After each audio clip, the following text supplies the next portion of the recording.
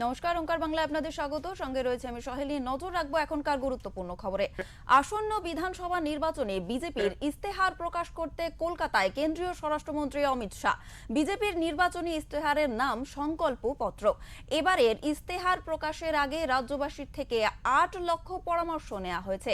তারই ভিত্তিতে তৈরি এই ইস্তেহার প্রকাশ করবেন কেন্দ্রীয় স্বরাষ্ট্রমন্ত্রী। 2026 সালের পশ্চিমবঙ্গ বিধানসভা নির্বাচনকে সামনে রেখে বিজেপির বিকশিত পশ্চিমবঙ্গ সংকল্পপত্র বৃহস্পতিবার রাতেই স্বরাষ্ট্রমন্ত্রী কলকাতায় ইতিমধ্যেই পৌঁছে গিয়েছেন। বিমানবন্দরে তাকে স্বাগত জানিয়েছেন রাজ্য বিজেপির শীর্ষ নেতৃত্ব। সংকল্পপত্র প্রকাশের পর তিনি পশ্চিম মেদিনীপুরের ডেবরায় একটি জনসভা এবং খড়গপুরে একটি রোড শো করবেন।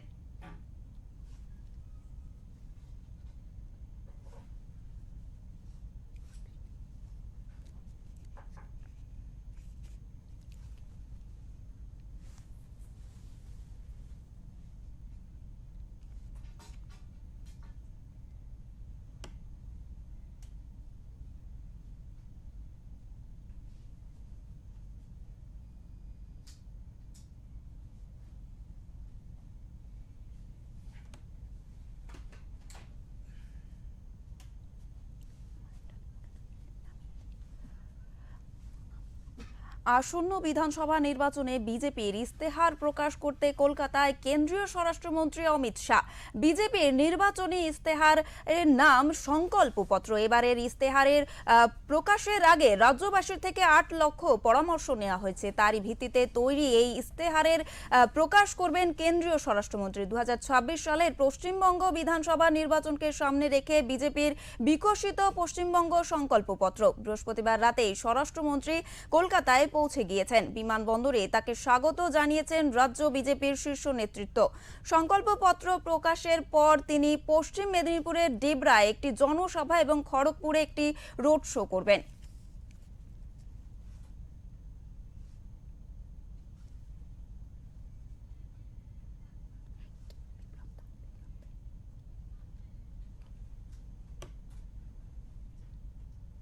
আমাদের সঙ্গে রয়েছেন আমাদের এডিটর ইন চিফ বিপ্লব দাস। আমি সরাসরি তার কাছে চলে যাব। দাদা, আজকে ইতিমধ্যেই কেন্দ্রীয় স্বরাষ্ট্রমন্ত্রী অমিত শাহ কলকাতায় এসে পৌঁছেছেন এবং আজকে তাদের ইস্তেহার সংকল্পপত্র প্রকাশের কথা রয়েছে।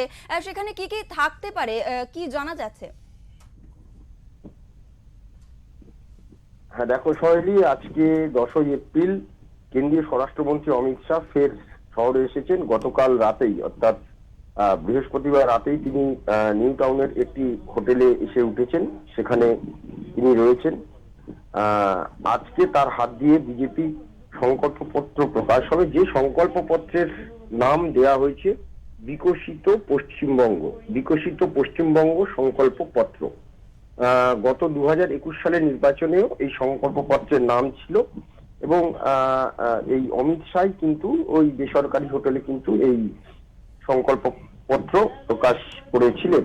কিন্তু গতবারে যেটা হয়েছিল যে গতবার তো 8 দফায় ভোট হয়েছিল, ফলে সংকল্পপত্র প্রকাশ হয়েছিল প্রথম দফা ভোটের কয়েকটা দিন আগে, যার জন্য সেই সংকল্পপত্র কিন্তু এবারে মানুষের কাছে সেবারে মানুষের কাছে খুব একটা পৌঁছয়নি বা সেভাবে পৌঁছতে পারেনি। কিন্তু সেই জন্য এইবারে বিজেপি একটা অভিনবত্ব এনেছে। ইস্তেহার প্রকাশের আগে তারা একটা কমিটি গঠন করেছিল। সিনিয়র যারা এই রাজ্যের যারা, যেমন তাপস রায়, স্বপন দাশগুপ্ত থেকে শুরু করে এরকম শ্রমিক ভট্টাচার্য, এরকম অভিজ্ঞ সিনিয়র যারা রাজনীতিবিদ যারা বিজেপিতে রয়েছেন, তাদের নিয়ে একটা কমিটি গঠন করেছিলেন এবং সেই সঙ্গে প্রায় রাজ্যবাসীর বিভিন্ন জেলা থেকে, অর্থাৎ রাজ্যের বিভিন্ন জেলা থেকে বেশ কিছু পরামর্শ, সাধারণ মানুষ থেকে শুরু করে লোকাল কি কি ইস্যুস আছে সেইগুলো নিয়ে প্রায় 8 লক্ষ পরামর্শ কিন্তু নেওয়া হয়েছিল। তার ভিত্তিতে কিন্তু ইস্তেহার পত্র তৈরি হয়েছে, সংকল্পপত্র যার নাম। তো যা জানা যাচ্ছে মোটামুটি এই সংকল্পপত্রে যেগুলো থাকার কথা তার মধ্যে অন্যতম হচ্ছে মহিলা এবং সামাজিক সুরক্ষা। এই রাজ্যে গত 15 বছর ধরে যে তৃণমূল কংগ্রেস ক্ষমতায় রয়েছে, সেই ক্ষমতা থাকার সুবাদে এই মহিলা এবং সামাজিক সুরক্ষা প্রকল্প তৃণমূল কংগ্রেসকে কিন্তু, অর্থাৎ মমতা বন্দ্যোপাধ্যায়কে মুখ্যমন্ত্রিত্ব পদে রাখার একটা অন্যতম হাতিয়ার বলা যায়। তাই মহিলা ও সামাজিক সুরক্ষায় জোর দিয়েছে আজকের এই সংকল্প যে পত্র প্রকাশ হবে সেখানে, যেখানে মহিলাদের জন্য সম্ভবত 3000 টাকা ভাতার প্রতিশ্রুতি থাকছে, যেখানে এখন পর্যন্ত গত ফেব্রুয়ারি মাস থেকেই 1,500 টাকার লক্ষ্মীর ভান্ডার 1,500 টাকা হয়েছে। তেমনি বিজেপি সেই দিনই ঘোষণা করেছিল, বিধানসভায় যখন এই প্রসঙ্গ ওঠে, তখন শুভেন্দু অধিকারী বিরোধী দলনেতা বলেছিলেন যে আগামী মে মাসের 4 তারিখের পরে, হ্যাঁ, বা জুন মাসের প্রথম সপ্তাহে সমস্ত মহিলারা অন্নপূর্ণা যোজনা প্রকল্পে 3,000 টাকা পাবেন।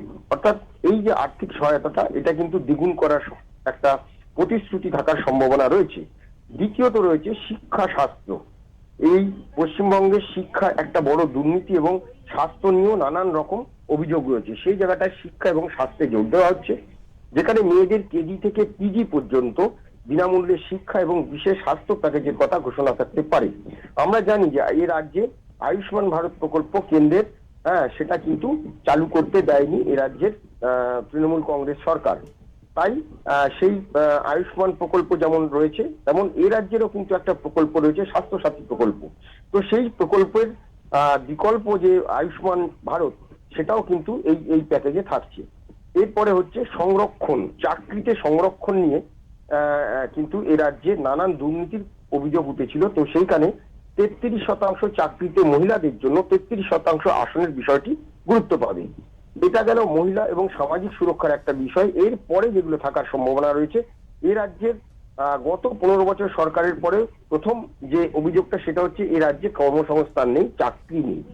তো তরুণ প্রজন্ম এ রাজ্য ছেড়ে অন্য রাজ্যে চলে যাচ্ছে। তাই চাকরির লক্ষ্যে আগামী 5 বছরে প্রায় 2 লক্ষ যুবক যুবতীকে এ রাজ্যে চাকরির ব্যবস্থা করা এবং 10 লক্ষ মানুষের কর্মসংস্থানের লক্ষ্যমাত্রা নেওয়া হচ্ছে বিভিন্নভাবে। সেই সঙ্গে শিল্পায়ন এ রাজ্যের বড় একটা বাধা। তো রাজ্যে নতুন শিল্প বিনিয়োগ এবং আইটি সেক্টরের প্রসারের মাধ্যমে নতুন নতুন সুযোগ তৈরির প্রতিশ্রুতি কিন্তু এই সংকল্পপত্রে থাকার কথা। এরপরে থাকছে যে প্রশাসনের আইন শৃঙ্খলা এবং দুর্নীতি নিয়ে কিন্তু রাজ্যের প্রতি গত 15 বছরে নানান অভিযোগ উঠেছে। তাই সুশাসন এবং দুর্নীতির বিরুদ্ধে যে বিজেপির লড়াই, এবং তারা যেগুলো বিভিন্ন জায়গাতে আমরা দেখতে পাচ্ছি যে ভোটের প্রচারে নিয়ে আসছে, তাই এই সুশাসন দুর্নীতিতে তারা একটা বিশেষ জোর দিয়েছে, যেখানে একটা শ্বেতপত্র প্রকাশ, অর্থাৎ হোয়াইট পেপার যেটা বলা হয়, যে গত 15 বছরে তৃণমূল সরকারের আমলে যে অনিয়ম ও দুর্নীতি হয়েছে তার খতিয়ান তুলে ধরে একটা হোয়াইট পেপার, অর্থাৎ শ্বেতপত্র প্রকাশ করার প্রতিশ্রুতি থাকতে পারে। দ্বিতীয়ত হচ্ছে কয়লা, বালি, পাথর পাচারের মতো যে মাফিয়া এবং নেটওয়ার্ক গুলো রয়েছে, তার বিরুদ্ধে কঠোর ব্যবস্থার গ্যারান্টি দেওয়া হতে পারে।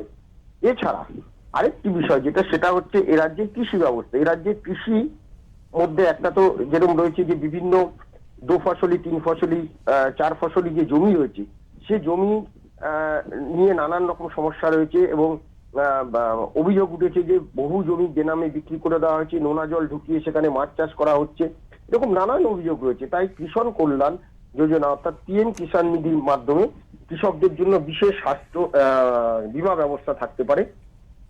এরপরে আদিবাসী ও পিছিয়ে পড়া যে সম্প্রদায়, তাদের জন্য বনবন্ধু কল্যাণ যোজনার মতো একাধিক প্রকল্প, যেখানে শিক্ষা, সড়ক এবং স্বাস্থ্যের উপর উন্নতি জোর দেওয়া হবে।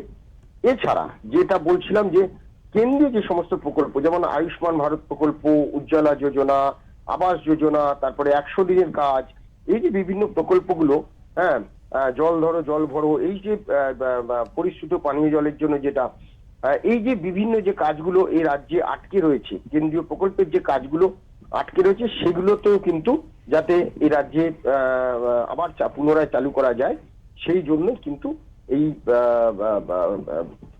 ইশতেহারে এইগুলো থাকছে। এছাড়া ইশতেহারে আরো মূলত সোনার বাংলা গড়ার প্রতিশ্রুতি দিয়ে আরো বেশ কিছু বিষয় কিন্তু এখানে যোগ করা থাকছে। এখন দেখার যে ইশতেহার প্রকাশের পরে আমরা বুঝতে পারবো, কারণ গতবারের ইশতেহারে যা ছিল তার সঙ্গে এবারের কতটা ফারাক, সেটা আমরা বুঝতে পারবো। সহেলি, একদমই অনেক ধন্যবাদ দাদা আপনাকে। আমরা যেমনটা কথা বলছিলাম যে আজকে বিজেপির সংকল্পপত্র প্রকাশের দিন, এবং শহরে ইতিমধ্যেই এসে পৌঁছেছেন কেন্দ্রীয় স্বরাষ্ট্রমন্ত্রী অমিত শাহ, এবং একাধিক এই যে সংকল্পপত্র আজকে তাদের প্রকাশের দিন রয়েছে, এবং সেখানে একাধিক কিন্তু প্রকল্পের কথা এডিটর ইন চিফ আমাদের সঙ্গে ছিলেন, তিনি তুলে ধরলেন যে কি কি প্রকল্প তুলে ধরা হতে পারে এই সংকল্পপত্রে।